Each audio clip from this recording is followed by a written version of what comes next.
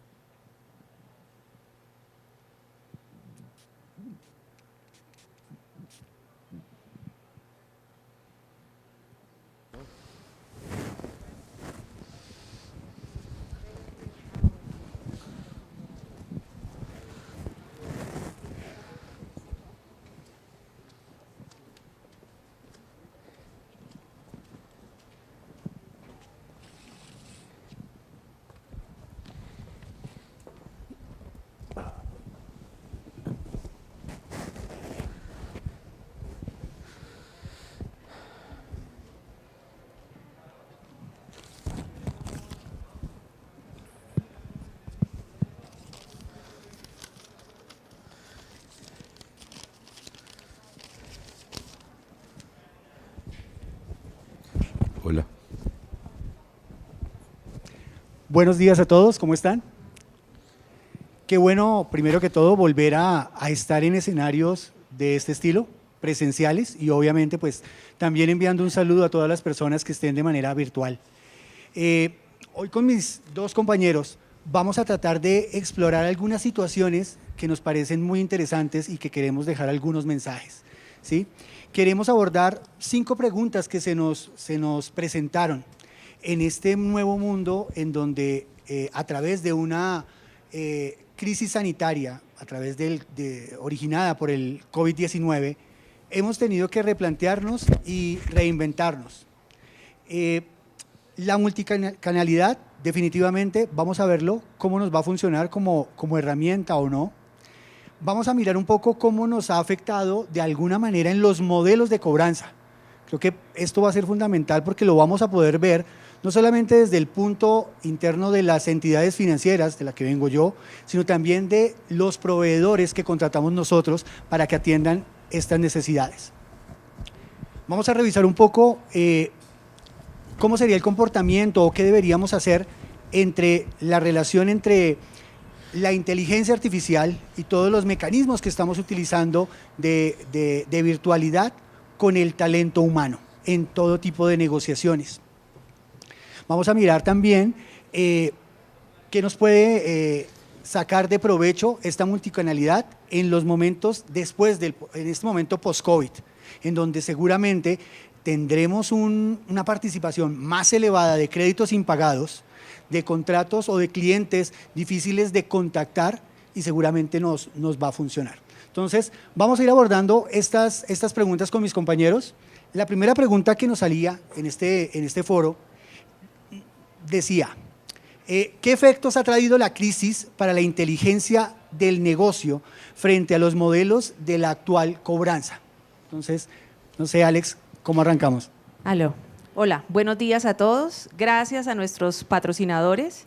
Gracias a todos ustedes que pese a las marchas que están programadas para el día de hoy, decidieron estar acá, estar presentes, y seguramente ustedes son los transformadores de una nueva etapa y seguramente de un nuevo sentido que le estamos dando a todo el tema de la recuperación de la cartera.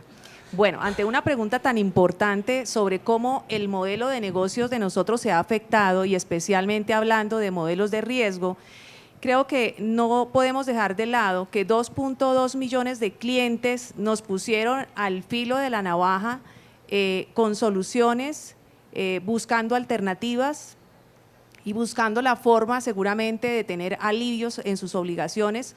Y digamos que esto nos exigió tener unas velocidades al interior de las organizaciones para poder dar cumplimiento en la medida que el cliente reclamaba esa calidad y ese acompañamiento. Esto sumado a la crisis sanitaria que originó la pérdida de muchos hogares de sus ingresos y que por supuesto amenazaba con desempleos, hizo que el molde se quebrara. ¿Cómo se nos quebró el molde? El molde se quebró por el lado de los modelos de cobranzas y los modelos de riesgo.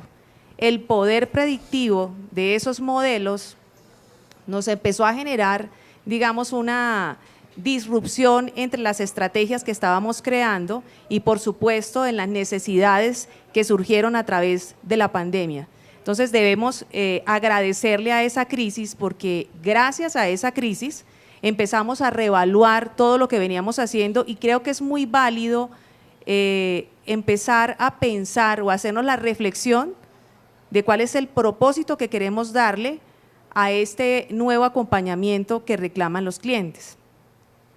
Cuando hablo de romper el molde, es necesario que nos preguntemos si el propósito que queremos darle a las áreas de recuperación de cartera quieren seguir siendo propósitos tradicionales, donde seguramente pensábamos que haciendo más de lo mismo podíamos llegar al número, y nos olvidamos que para llegar al número hay que llegar es al corazón del cliente y a la intención de servicio que le podemos dar al cliente. Dicho esto, creo que el molde nos obligó a replantear toda la operatividad y todo el negocio y el impacto que teníamos, y cómo éste se alineaba inclusive a la visión estratégica de nuestros bancos. En los nuevos modelos, digamos, nos obligan a tener variables que sean mucho más enriquecedoras para conocer el cliente. El conocimiento del cliente se hizo más fuerte en todo este momento de la pandemia, dado que los modelos que utilizábamos eran modelos regresivos que siempre van mirando la capacidad del deudor o cómo se comportó en el pasado, pero que nos daba o nos exigía como variables que pudieran decir qué está pasando con nuestro cliente en este momento. Entonces ese fue como el gran reto, quedarnos sin piso con unos modelos que perdieron su predicción y empezar a mirar qué otras variables le podemos incorporar a estos nuevos modelos. Bueno. Creo que hay algo bien importante que discutíamos, digamos, en una mesa de trabajo con los dos panelistas, y es que los bancos tenemos mucha información, pero para efectos de recuperación de la cartera a veces se desaprovechan. En este momento empezamos a mirar qué otros datos nos podían dar información acerca de los clientes, y con base en esos datos poder tener la posibilidad de crear nuevos modelos que nos permitan tener una microsegmentación, que ha sido el reto de este momento, poder microsegmentar la cartera y ojalá de manera preventiva. Digamos que al respecto de los modelos, creo que podríamos hasta ahora hacer como una entrada con esta información sobre todo el reto que hemos tenido de volver a armar unos modelos, y además de todo con un desafío al interior de las organizaciones, y es poder tener una arquitectura de datos que nos permita armar una data que, aplicándole una analítica, nos pueda arrojar respuestas sobre las preguntas de negocio que queremos en esta nueva normalidad que estamos creando todos nosotros. Carlos, tú Bueno. como proveedor, ¿cómo lo percibes? ¿Cómo viste y cómo viviste esta crisis? Gracias, José. Bueno, primero agradecer al Ciclo de Riesgo, Beatriz, por la invitación. Sí, es válido. Mi perspectiva va a ser, y la visión como proveedor de servicios, como casa de soluciones de gestión de cobranza, pondría la palabra crisis como un hito y pondría qué se hizo, qué se hacía antes de la crisis. Y básicamente el modelo, en esta convivencia que tenemos entre empresa y cliente, entre Rexa o la empresa que fuera y un banco, básicamente era, sí, había modelos, los bancos utilizaban sus modelos predictivos, su modelo de comportamiento, su modelo de score, sus modelos de origen, y se complementaban con los modelos de nosotros como empresa de cobranza, que nuestro modelo de negocio tenía un score de pago, un score de contactabilidad. ¿Qué ha cambiado ahora? Ahora, ¿qué se ha sumado? Porque esto hay una reconversión de la industria. Los bancos seguramente han reorientado sus modelos de riesgo predictivo, en términos si el cliente ya tiene trabajo, no tiene trabajo, qué tanto le afectó la pandemia o no. Y nosotros también hemos tenido que reconvertirnos en esa materia, incorporando más scores a la gestión. ¿Qué es? Se añade a un score, por ejemplo, al de pago o al de contactabilidad, un score de canales. O sea, entendiendo a qué mejor canal utilizar, o un score de agente, el skill de la persona. Entonces, si tú haces en ese mix el score del banco, del riesgo, del origen, o el vigente versus a qué mejor canal, mejor canal utilizar, si es un bot, un SMS, y el agente qué tan resolutivo es, por el score que viene del banco, esa es la reconversión que hoy día, dentro de la crisis, se está llevando a cabo, ¿no? Eso es un poco la visión, mi perspectiva como... Muy bien. De mi parte, como experiencia, ¿qué puedo contarles? En BBVA otorgamos cerca de 17 billones de pesos de alivios, de ayudas, incluyendo el PAT, que eso equivale más o menos a un 32% del total de la cartera. Al realizar esto, en estos procesos, sobre todo el año pasado, lo que fue abril, mayo, junio, julio inclusive, tuvimos que reorganizarnos, tuvimos que actuar de una manera rápida. Y uno de los primeros cambios que tuvimos que hacer fue todo el modelo de cobranza.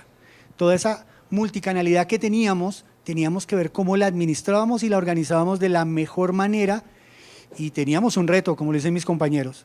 No había una sensibilidad o una creencia importante en los datos en ese momento, porque ya un cliente que era malo no lo podíamos determinar únicamente porque el buró nos estaba dando una perspectiva de él. No, aquí vamos a tener clientes que toda su vida habían sido muy buenos, pero por un estado económico iban a terminar impagando en el futuro. Ni siquiera sabíamos si iban a impagar en ese momento, lo recordábamos todos. Entonces, el primer hito que tenemos que desarrollar en BBVA es ¿qué vamos a hacer con esa cantidad de créditos que se les dio una ayuda, que se pausan y que además en su futuro empieza algo incierto? Entonces, se nos rompen 3 eslabones importantes. El primero, el modelo de contactabilidad, porque tuvimos que rediseñar cómo llegarle al cliente. Y eso lo hablábamos con mis compañeros. ¿Cómo le voy a llegar a un cliente que quizás está afectado de una manera económica o de una manera de sanidad? ¿Correcto? Entonces tuvimos que replantear todos esos textos, todos esos audios, todas esas comunicaciones para ser ahí sí, humanos totalmente. Fíjense que en estas conferencias que hemos venido teniendo años atrás, en prepandemia, se hablaba de que multicanalidad iba a dar esa posibilidad de que el cliente se sintiera atendido y que además sintiera que no estaba hablando solamente con un robot o con un chat.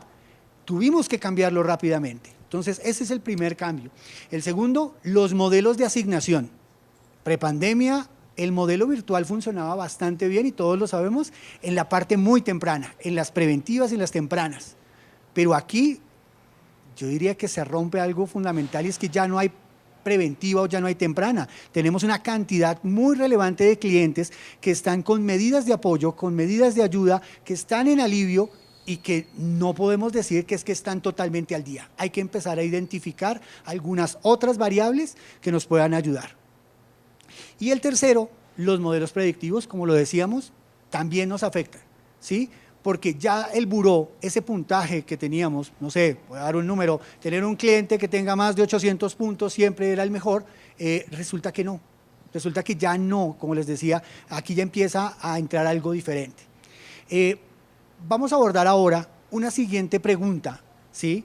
Y es que, ¿cómo juegan o cómo sería el provecho que le podemos sacar a la multicanalidad? Entonces, ¿cómo sacarle el mayor provecho a la multicanalidad ya en este momento, ya después de haber pasado gran parte de la crisis, por lo menos en Colombia? Tenemos también el ejemplo de Perú. ¿Qué vamos a hacer ahora? ¿Cómo los vamos a utilizar? Ya dejemos un poco al lado lo que nos afectó el año pasado, 2020, y cómo en un agosto de 2021, cómo arrancaríamos a utilizar esta multicanalidad.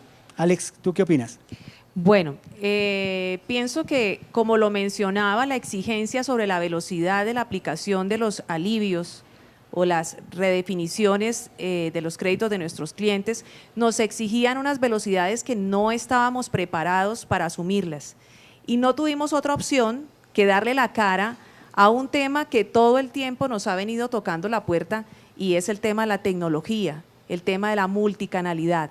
En esa experiencia empezamos a desarrollar modelos que nos facilitaban el tránsito de la información inmediata y la respuesta inmediata de los clientes para poder evacuar la cantidad de alivios que teníamos que aplicar o las dudas o solucionar las dudas que los clientes tuvieran acerca de la posibilidad de cambiar las condiciones de su crédito. Creo que este ejercicio es supremamente valioso y desde la experiencia les puedo recomendar que antes de hacer un ejercicio de omnicanalidad se deben dar la oportunidad de explorar la multicanalidad. No lo que funciona en un banco pueda que funcione en otro, porque también depende del tipo de clientes que conformen la cartera total, el tipo de producto que tengan, y seguramente también en algunos casos hay que tener en cuenta qué tantos nativos digitales hay, qué tantos hay digitales por aprendizaje, o cuántas personas se niegan un poco o son más resistentes a los temas digitales. Sin embargo, digamos que para mi propia experiencia fue muy satisfactorio poder explorar la capacidad que tiene la tecnología al ofrecernos la multicanalidad. Es muy importante tener en cuenta que el solo hecho de tener multicanales no nos asegura un buen resultado. Para que eso se dé, se necesita establecer una estrategia bien pensada, basada en modelos de riesgo que nos respondan las preguntas de negocio que queremos hoy en día y que nos puedan inferir cuáles serían esos microsegmentos de ayuda a los que debemos llegar proactivamente, porque digamos que uno de los retos importantes que tenemos en este momento es cómo le llego al cliente de manera preventiva. ¿Cómo no espero que sea el cliente el que tenga que rogar haciendo 5 llamadas para esperar, para esperar que alguna gente pueda atenderlos? Seguramente tampoco podemos confiarnos en lo que a mí se me ocurre dentro del modelo o las necesidades que infiero que pueda tener el cliente, vaya a ser lo que realmente el cliente necesita. Entonces, otra premisa dentro de la multicanalidad es poderle dar la oportunidad a los clientes, no tan solo de que se puedan comunicar por alguno de los canales, chatbot, por los mensajes de doble vía, los correos de doble vía, sino también que tengan la posibilidad de hablar con un agente, porque creo que el éxito en este momento está dado por la combinación o el híbrido entre utilizar las tecnologías de la multicanalidad y tener la capacidad de generando unos ahorros con una estrategia bien pensada, yo pueda dedicar mis agentes a tener más tiempo con tareas que sean de alto nivel, clientes que sean de alto nivel. Entonces, de esa forma, yo voy a tener unos ahorros que no me va a dar miedo o temor invertirlos en tener pocos clientes, pero atendidos por seguramente agentes que tienen unos skills más preparados, más llenos de competencias que pueden seguramente darle valor agregado a este tema. Hay un tema bien importante que quiero que no lo dejemos pasar y es que de la mano con la multicanalidad que nos dio la mano en todo este momento, también nos dimos cuenta que la diferencia de pensamiento podía ofrecernos la capacidad de un cierre de negocios adecuado y seguramente con unas efectividades más altas. ¿Y a qué me refiero con todo esto? Hablamos del tema del talento humano. Cómo la diferencia entre pensamientos en personas o colaboradores que no son netamente negociadores, sino son comerciales, o las personas que son analistas, que son asesores financieros, se constituyeron en una fortaleza en ese momento de la pandemia. Y nos dimos cuenta y empezamos a cuestionarnos que también es muy importante para poder desarrollar una muy buena estrategia, contar con pensamientos diferentes para precisamente aprovechar que estamos rompiendo ese molde y poder hacer las cosas de manera integral. Bueno, sobre la pregunta, José, creo que es un tema de foco. Por nuestro lado, dentro de como operación lo vemos así. Tradicionalmente en la operación, los tres pilares fundamentales son personas, tecnología y procesos, ¿sí?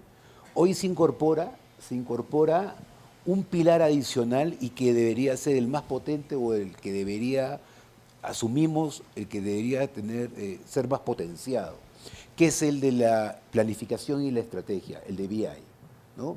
Entonces, porque ese es nuestro ya real core de negocio. En nuestro core ya pasó a ser inteligencia de negocio, de justamente hablar de estas palabras tan famosas de multicanalidad, omnicanalidad, autogestión.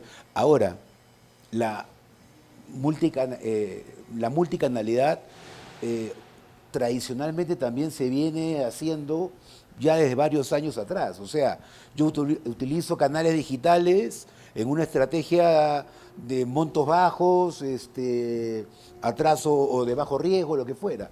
La idea, lo relevante es cómo incorporar hoy día este mix de nuevos canales, chatbots, bots virtuales, agentes virtuales, asistentes, junto con nuevas tecnologías, speech analytics, machine learning, cómo todo este mix, incorporarlos en segmentos donde hoy día hay gestión humana. Porque lo otro ya está en la segmentación dado por canales de SMS. Entonces, eso es lo relevante de esto. En esos segmentos donde hoy día tenemos a 3 personas o 4 personas llamando, cómo hacer un mix de canal donde incorporar en ese segmento este tipo de tecnologías y este tipo de nuevos canales para, obviamente, ser más eficientes. La idea es cómo hacer más con menos, finalmente, ¿no? Entonces, básicamente por ahí va el tema de la maximización de la multicanalidad. Vale. Nos preguntábamos también conversando, ¿qué errores podríamos cometer? O sea, ¿qué consejos podemos dar para no cometer errores en la multicanalidad? ¿Qué opinas, Alex? Bueno, creo que uno no puede llegar a hablar de lo mismo, y esa multicanalidad también, para que sea efectiva, requería que hiciéramos una revisión de las conversaciones que estábamos teniendo con los clientes. Esa multicanalidad nos ofrece servicios que podemos aprovechar, conversaciones enriquecidas, seguramente con emoticones, seguramente haciendo una conversación mucho más suave, mucho más fluida, y atender el reclamo histórico que nos han dado nuestros clientes acerca de una cobranza rígida y un poco dura. Entonces, creo que, como lo decía hace un rato, la multicanalidad per se no garantiza el resultado de éxito. Detrás tiene que haber una estrategia bien pensada y debe haber un cambio en la forma como nos comunicamos con los clientes. Creo que esa es una de las premisas que deben haber para la utilización de la multicanalidad, sumado a que debemos darnos cada uno desde su entorno y desde su banco y desde sus clientes, explorar cuáles son esos canales más efectivos que pueden funcionarle y los que le pueden sacar mejor provecho. Yo quiero darles un datico acá, me voy a atrever a darles un dato que fue bastante satisfactorio para nosotros, y es entender cómo a través de la multicanalidad podíamos estar haciendo el 37-38% de los negocios que hacíamos habitualmente en un mes. ¿Qué quiere decir eso? 38% de los negocios se hicieron sin humano. Entonces, la multicanalidad conlleva unas eficiencias que, bien hechas, pueden generarnos un valor que nos va a dar, digamos, un campo de acción, generando mejores alternativas de recuperación de cartera.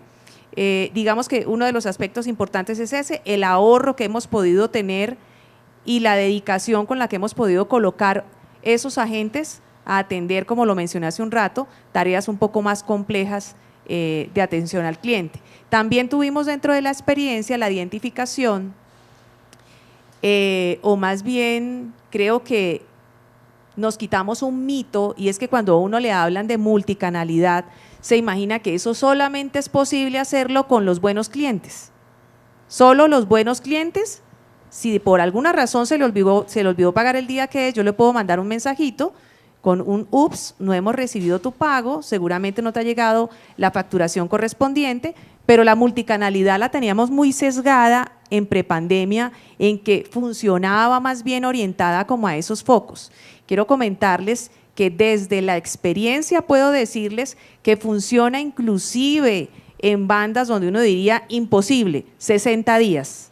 Obviamente, en grupos definidos, con segmentaciones adecuadas, yo puedo sacar un grupo de clientes inclusive hasta 60 días y puedo dejar sin ningún temor que pueda haber un agente virtual haciéndome esa labor, y seguramente el residual pudiera trabajarlo con agentes humanos. Entonces, también es una invitación a explorar cómo a través de conversaciones bien dirigidas, seguramente donde no toquemos la susceptibilidad del cliente, podríamos sacar inclusive mejores beneficios de la multicanalidad.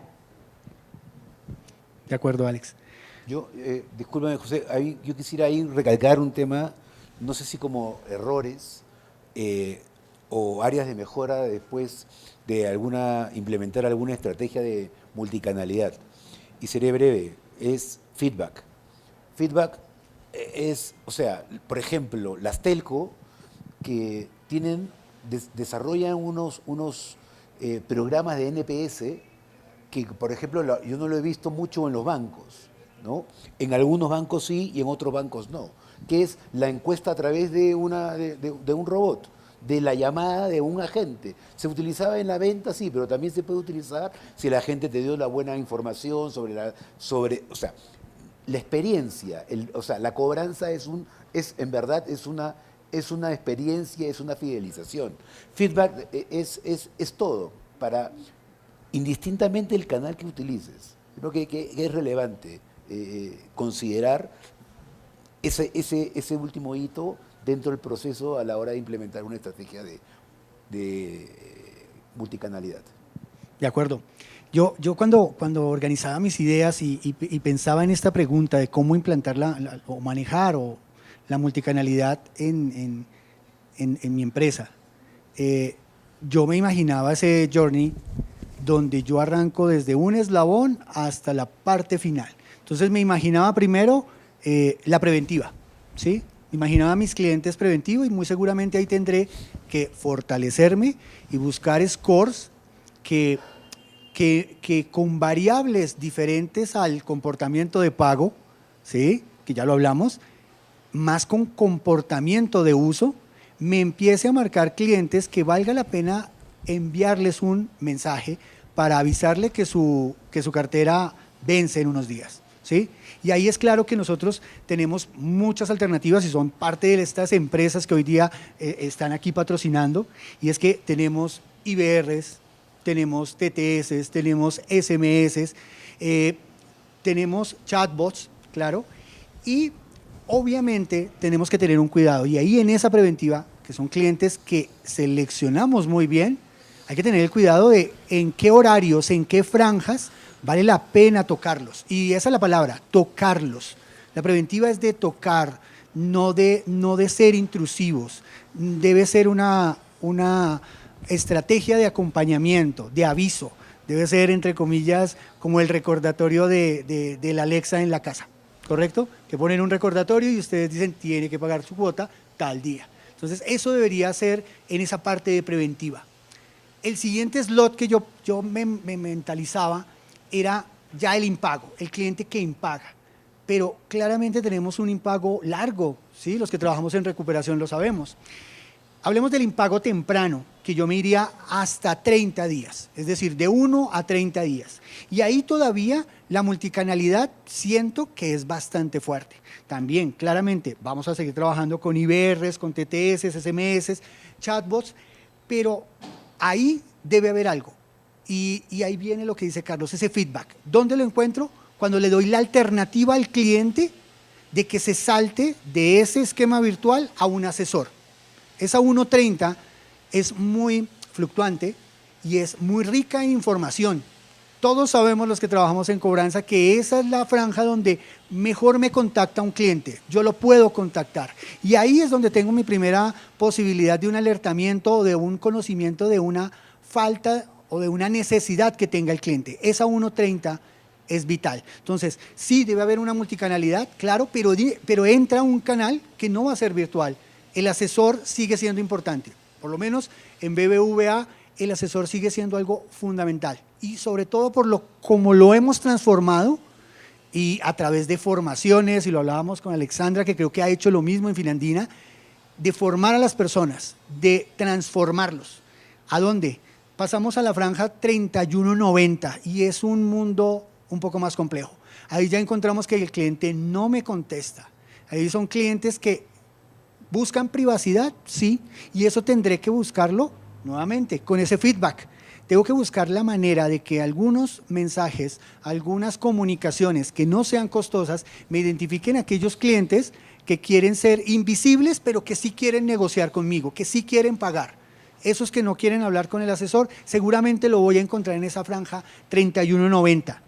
Ahí hicimos un gran cambio, y es que algo que veníamos haciendo, en BBVA veníamos transformándonos desde 2017 en el tema de cobranza, pero vimos los resultados definitivamente en tema de pandemia. Fue que ya nuestros asesores, todo lo que teníamos tercerizado, todos estos asesores tenían un protocolo clarísimo y ya no eran unos cobradores. Vuelvo y lo menciono.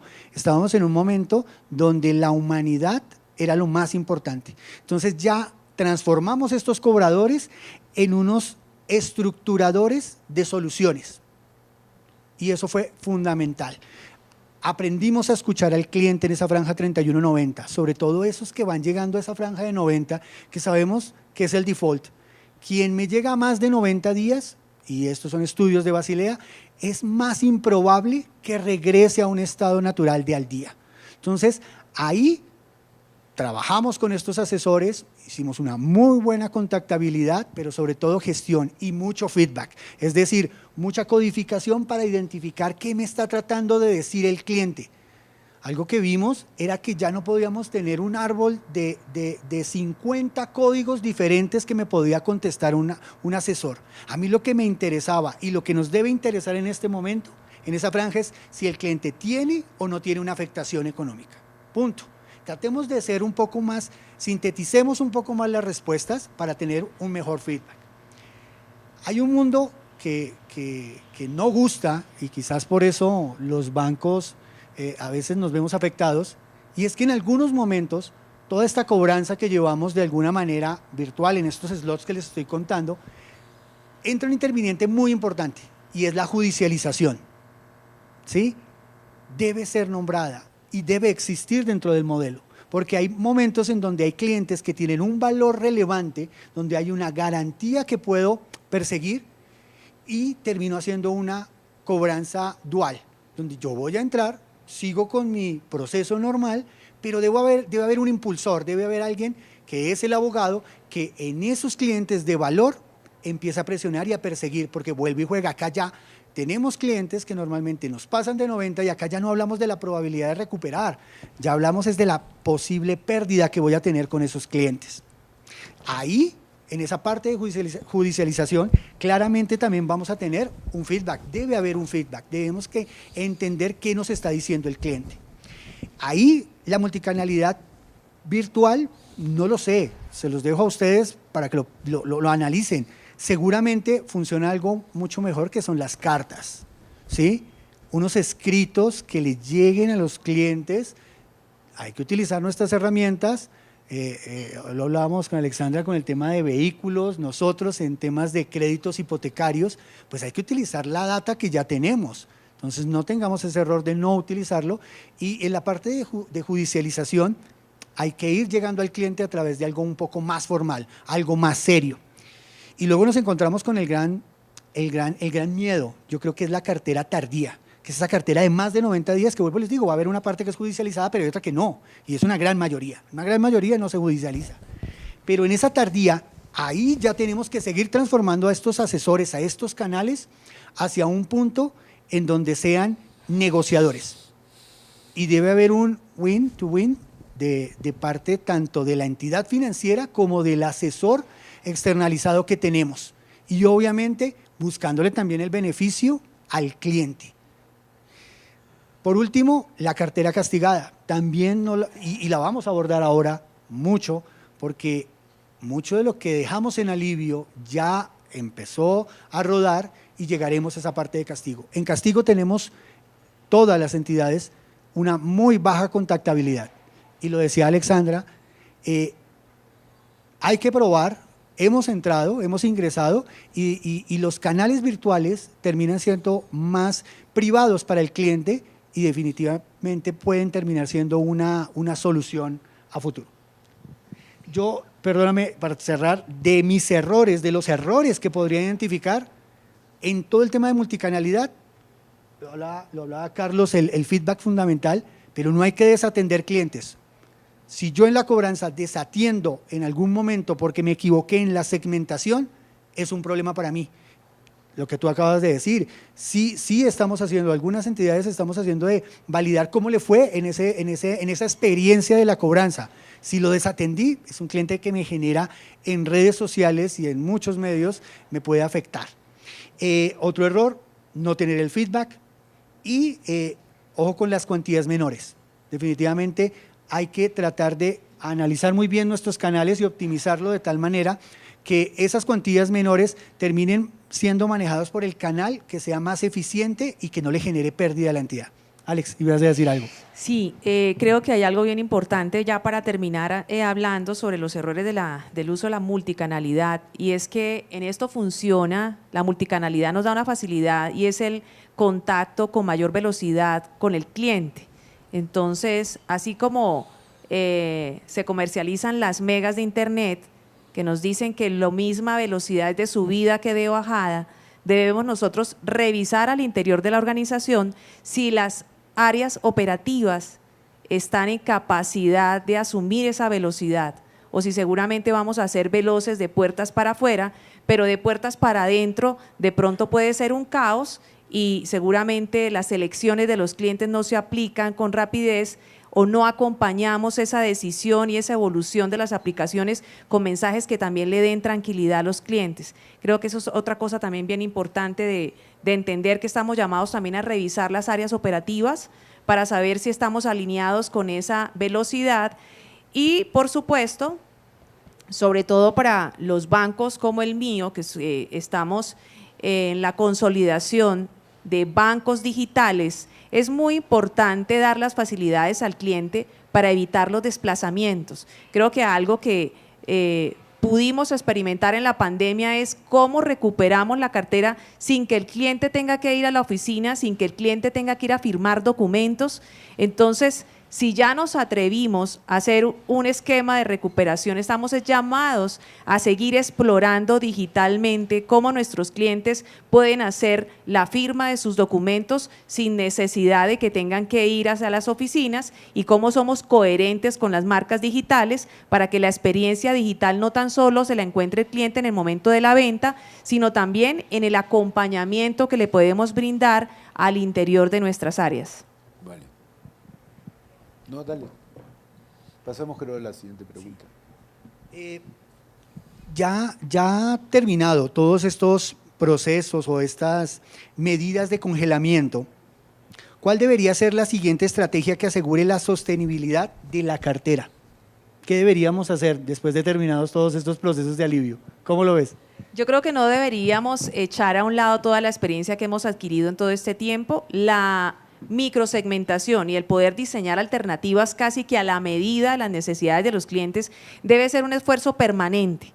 Explorar productos, explorar alternativas, seguir segmentando la cartera, seguir aprovechando los modelos de cobranzas para poder llegarle a los clientes de manera anticipada es algo que no podemos dejar de lado, y seguramente el camino que nos queda también es seguir adelante con una multicanalidad que termine en un Customer Journey para los clientes que garantice el mejor viaje dentro de un banco, entendiendo que la experiencia es lo más valioso que le podemos brindar a los clientes y que esa experiencia se alinee también a los objetivos corporativos de nuestras entidades. Carlos, desde tu punto de proveedor, ¿qué le ofrecerías? A ver, un poco, insisto en cuando implementas una estrategia, en ese foco, en ese feedback, le ofrecería nuevas experiencias, nuevas tecnologías, les ofrecería, por ejemplo, a la interna trabajar mucho con nuestros agentes, un score de agente, como una solución a un cliente. No sé si han escuchado de algún KPI que se llama el FCR. El FCR es el First Contact Resolution. ¿Okay? Es un KPI que se introduce en la gestión de cobro y en la llamada, donde tú empiezas y mides sin perder la experiencia al agente, lo mides en la primera llamada, cuántos compromisos de pago hizo en la primera llamada. O sea, en el primer contacto. Entonces, eso es adelantar un poco, así como adelantamos la asignación, la gestión, en lo que fuera, llévame un compromiso de pago en la primera llamada, ¿no? Sin perder esa sintonía de experiencia y de multicanalidad. Básicamente eso. Yo, adicional, ¿qué sumaría? Lo primero, creo que resumiendo lo que dicen mis compañeros, la anticipación. Creo que hay que tener una anticipación y cercanía con nuestros clientes ya terminado todo este proceso de periodos de gracia. Otra cosa que creo que es importante es generar modelos de valor intrínseco. Y acá me meto en un mundo que a mí me parece muy interesante, y es valorar nuestra propia cartera. Es decir, con toda esa información, con todos esos clientes que tenemos en esas franjas transitorias de impago, empezar a validar y empezar a identificar cuánto realmente vale cada uno de esas posiciones. Y digo, confrontarlo contra el mercado. ¿Por qué? Porque eso me servirá para negociar. Vuelvo y digo, puede que tengamos, y voy a hablar por entidades financieras, tendremos buenos grupos de clientes, no sé, libre inversión se me ocurre, que son portafolios que se deterioran a una velocidad más alta en estos momentos post-COVID. ¿Sí? Ya se ve el resultado, seguramente.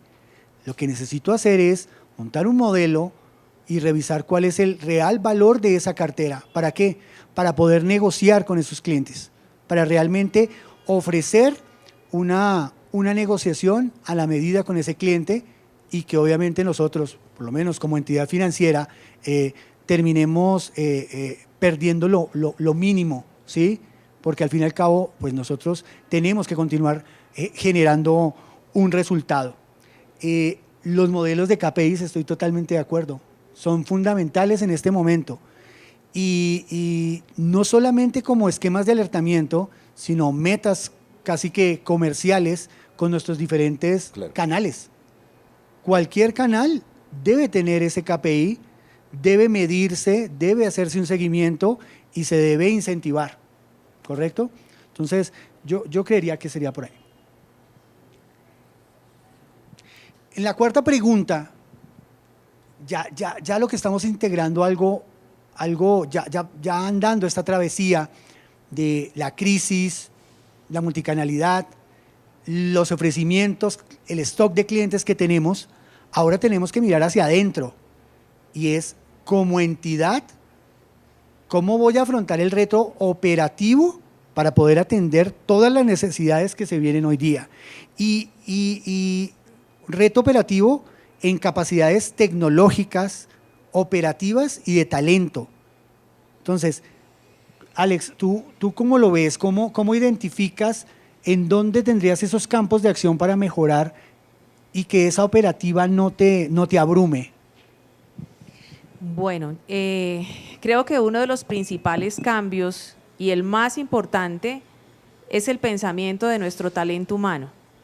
Es muy importante que nuestros colaboradores entiendan que el cambio llegó para quedarse y para sacar lo mejor de nosotros, de manera que inclusive a través del acompañamiento que le damos a todos nuestros colaboradores buscamos que incorporen esa necesidad de tener un pensamiento digital que pueda colaborar con todas estas eficiencias y con todos los logros que queremos tener con nuestros clientes.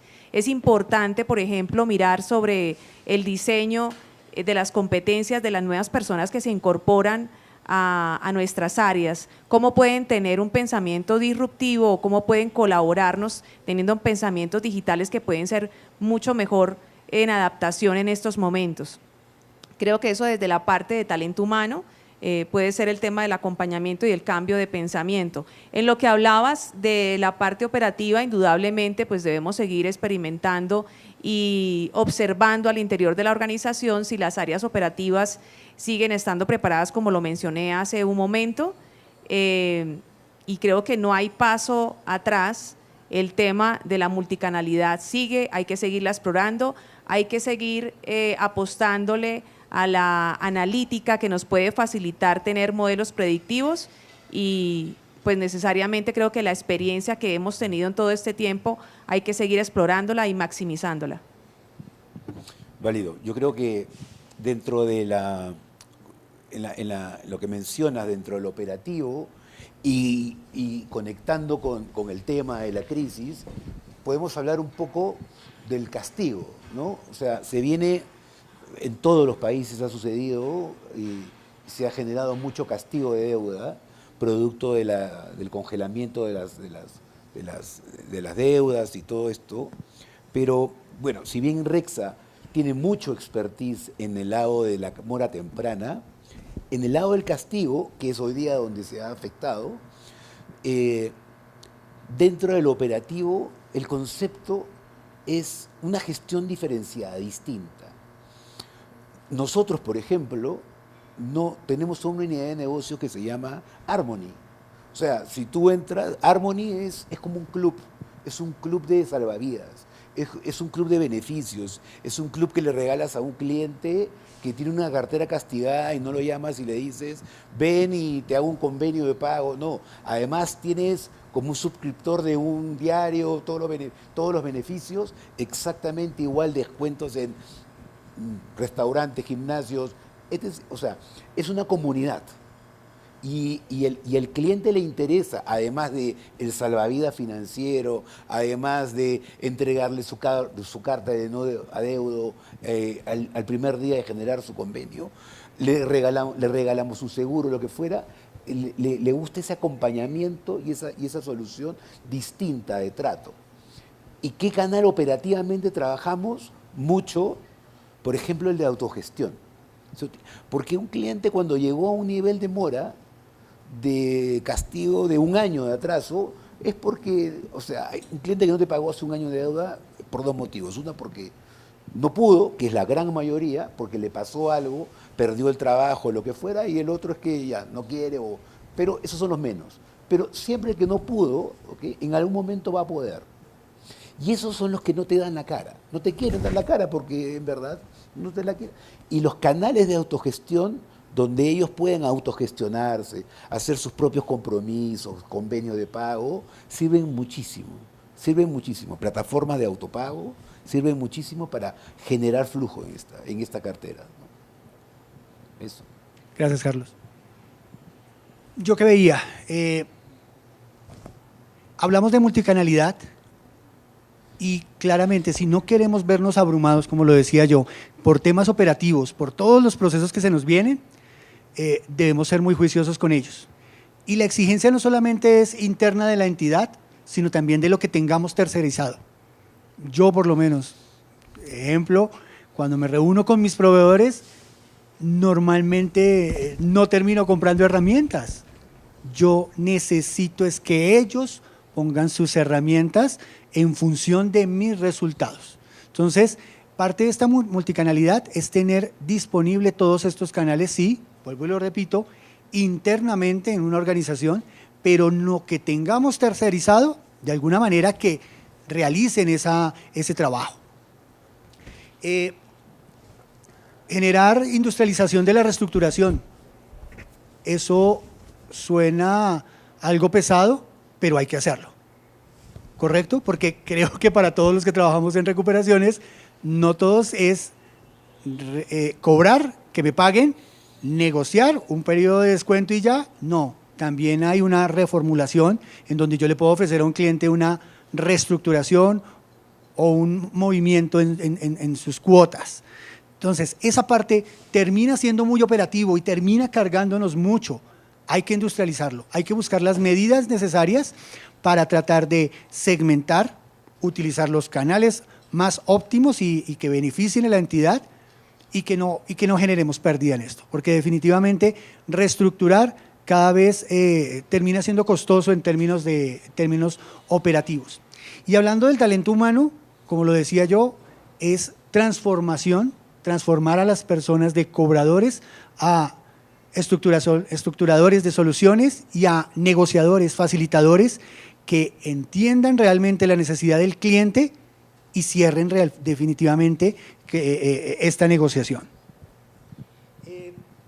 Otro punto, y lo hablábamos hoy también en nuestra mesa de trabajo, es el análisis que hacemos por regiones. Cobrar cartera normalmente en Colombia no es lo mismo cobrar en el norte del país que en el occidente del país o que en la zona central del país. Y en Colombia es un ejemplo vívido, y creo que ahorita le preguntaré a Alex, donde tenemos que tomar medidas diferentes. En la zona norte quizás el contacto se necesite de una manera con personal que tengan cierta cercanía con los clientes. En otras zonas definitivamente puede trabajarse con algo menos presencial, ¿sí? Pero creo que se tiene que valorar bastante bien, porque si no puede terminar siendo también otro esfuerzo perdido en la parte operativa. Alex, ¿tú qué experiencia tienes con el tema de las regiones en Finandina?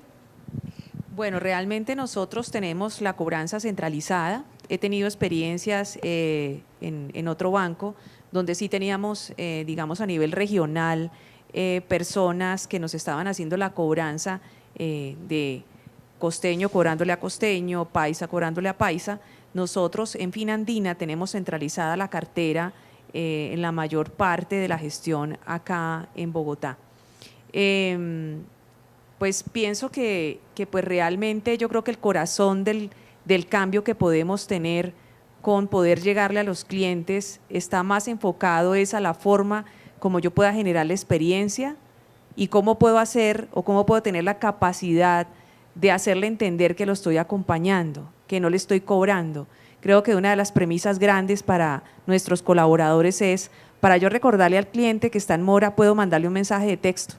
¿Cuál es la diferencia y el sentido que le hace que usted levante el teléfono y llame a un cliente? ¿Cuál es la diferencia que él puede encontrar o el valor agregado entre hablar con un agente o recibir un mensaje de texto que simplemente le recuerde que está en mora? Entre otras cosas, particularmente pienso que a los clientes no se les olvida lo que deben.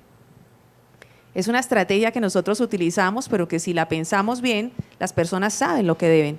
Entonces, pues digamos que con todo este tema de la cobranza regional, creo que con herramientas bien utilizadas, con estrategias claras hacia el objetivo que podemos llegar, digamos que se puede hacer tercerizado, se puede hacer centralizado. Lo importante es el corazón de la estrategia, es lo que pienso. Y adicionalmente creo que la pandemia nos dio un valor agregado y era romper con ese miedo de trabajar a la distancia. Y creo que es algo que no podemos echar de lado. El bienestar de nuestros colaboradores, el sentido de libertad, el sentido de poder disfrutar la vida, pero también estar comprometido con el trabajo, puede ser bien utilizado para generar inclusive mayor lealtad. Y hoy en día inclusive se está utilizando para ser un atractivo, para atraer talentos a las organizaciones. ¿Cómo puedo yo garantizar que puedo tener un modelo de trabajo en casa? Tuvimos todo un año para probar que sí servía. Entonces los colombianos que teníamos tanta duda de si existía una cultura de compromiso, debemos sentirnos orgullosos porque creo que la experiencia que yo tengo la tuvo más de un banco y más de una entidad de entender que los colombianos somos comprometidos, los colombianos también somos leales, pero también la fuerza laboral requiere también tener como esa sensación de poder utilizar como su tiempo para sentirse vivo y también sentirse en familia. Entonces yo creo que ese esfuerzo del trabajo a la distancia que exige unos retos importantes porque exige retos de liderazgo. ¿Cómo hago un liderazgo de confianza? ¿Cómo entiendo que el liderazgo o el seguimiento no se basa en que visualmente yo lo vea sentado las 8 horas y que es más, que hasta pueda creer que el colaborador que llega más temprano y se va más tarde es el más eficiente y el más comprometido, cuando pueden haber personas mucho más eficientes que hacen su trabajo desde casa y sin ser vigilados. Y creo que uno de los grandes beneficios en la pandemia fue entender que a través del liderazgo, de la confianza, nosotros podíamos empoderar equipos que le ponen el corazón a este tema. Entonces, espero que pues cada uno de ustedes que están acá, que son líderes, tengan la percepción de que ese nuevo normal del que se habla no es un nuevo normal que vamos a esperar que llegue, es un nuevo normal que en este momento lo estamos construyendo. Ustedes, los que están interesados en venir a escuchar la experiencia de estos bancos, son los que pueden tomar la decisión en el corazón de sus empresas de decir con qué me quedo, con qué experiencia de la pandemia me quedo, con qué me voy a enriquecer en mi talento humano, cuáles son los cambios disruptivos que yo voy a dar a nivel de la tecnología que vaya a utilizar, de la capacidad como me puedo enfrentar a poder dar las soluciones que los clientes me están reclamando y sobre todo el tema de la cercanía y la empatía, que pues ya lo hemos hablado ampliamente. Bueno, en mi caso, sobre Colombia, hemos hablado y conversado sobre lo que significa e implica el regionalismo.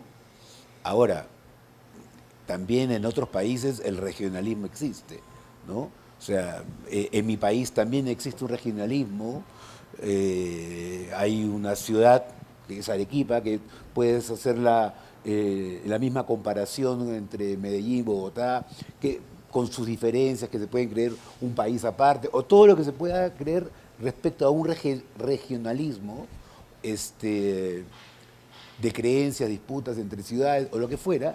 Pero yo creo que también hay países y casos de éxito donde se han superado eso, lo que yo he vivido en otros países. Donde hoy día, en el mismo Chile, por ejemplo, ya también hay regionalismo y hoy día todo es centralizado y se llama todo Chile. En Perú también exactamente todo descentralizado, llamas a cualquier ciudad, desde cualquier parte de Lima o donde esté ubicada tu plataforma. Y, por ejemplo, Ecuador muy regionalizado también, hoy día han hecho pruebas, siendo ellos más disruptivos, buscando una voz neutra, para entre comillas, que es la del peruano, llamando de Perú a Ecuador, ¿no?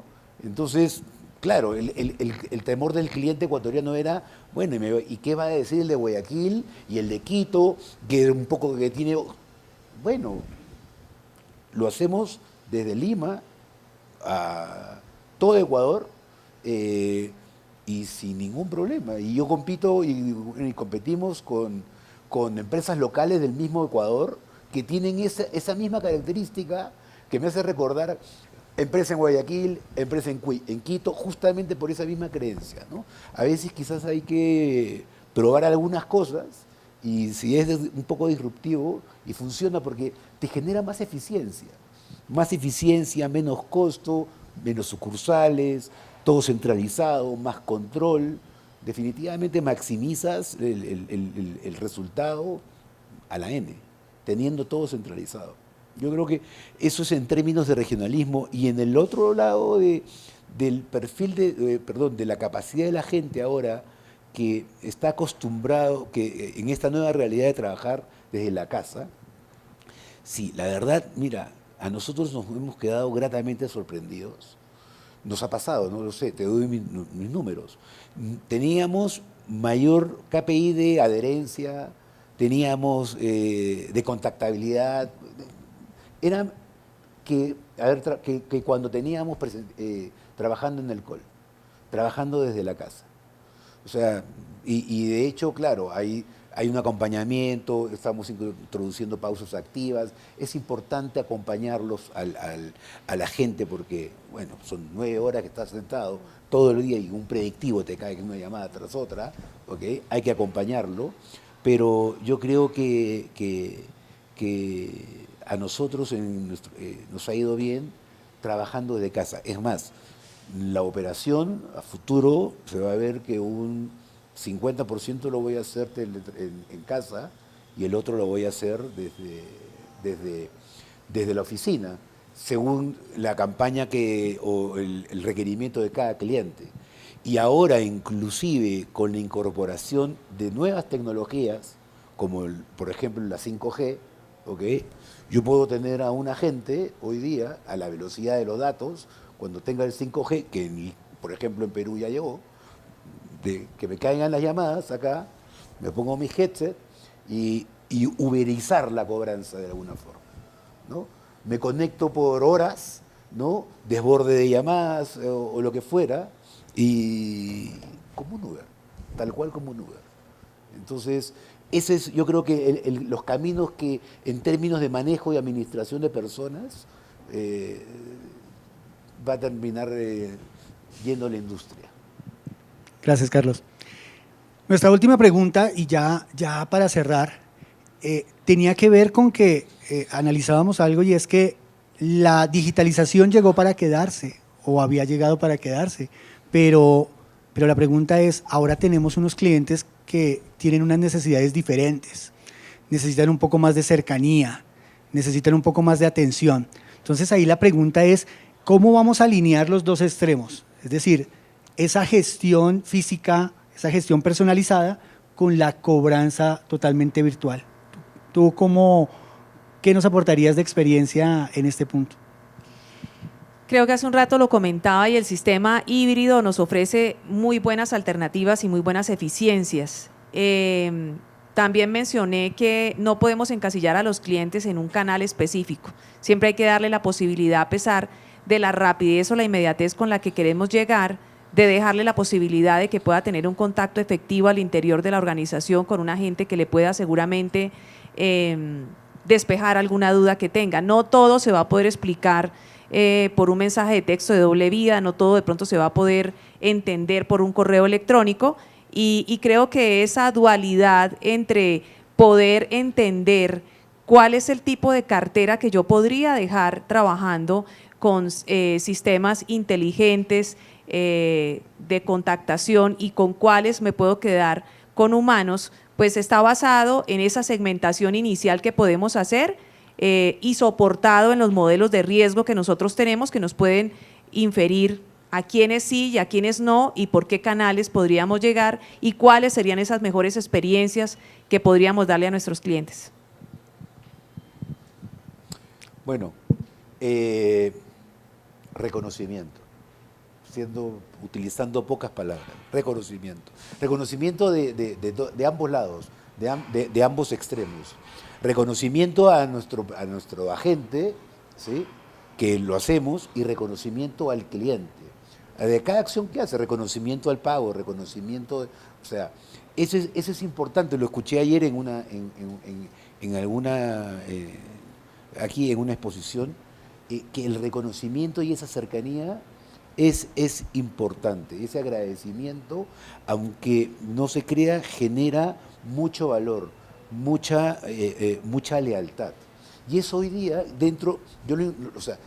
como lo incorporamos dentro de la estrategia, claro, se generan un poco más de acciones de canales o de gestiones de cobranza, o de acciones de llamado, perdón, no de cobranza, pero te generan valor. El reconocimiento de yo llamar después a un cliente después de un pago, aunque no creas, te genera valor.